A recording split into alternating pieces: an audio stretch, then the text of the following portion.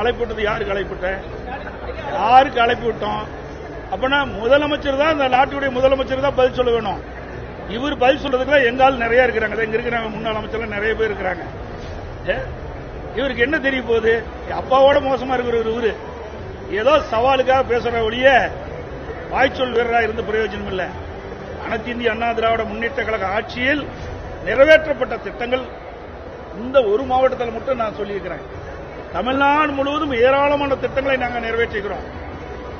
திராவிட முன்னேற்ற கழக அரசு அமைக்கப்பட்ட பிறகு, திரு ஸ்டாலின் முதலமைச்சராக வந்த பிறகு என்னென்ன திட்டத்தை நிறைவேற்றப்பட்டீர்கள் அதுக்கு நான் கேள்வி கேட்டா உதயநிதி பதில் சொல்றார். ஏன் முதலமைச்சர் எங்க போயிட்டாரு அப்படின்னா திறமையில்லாத முதலமைச்சர் ஒத்துக்கிறாரா? அவரு நான் சொன்ன மாதிரி பொம்மை முதலமைச்சர் ஒத்துக்கிறாரா?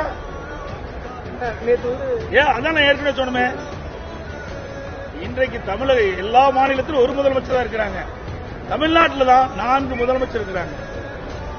அந்த அடிப்படையில் தான் உதயநிதி முதலமைச்சருக்கு பதில் சொல்லிட்டு முதலமைச்சர் சொல்ல வேண்டிய பதில் முதலமைச்சர் தான் சொல்ல வேணும்.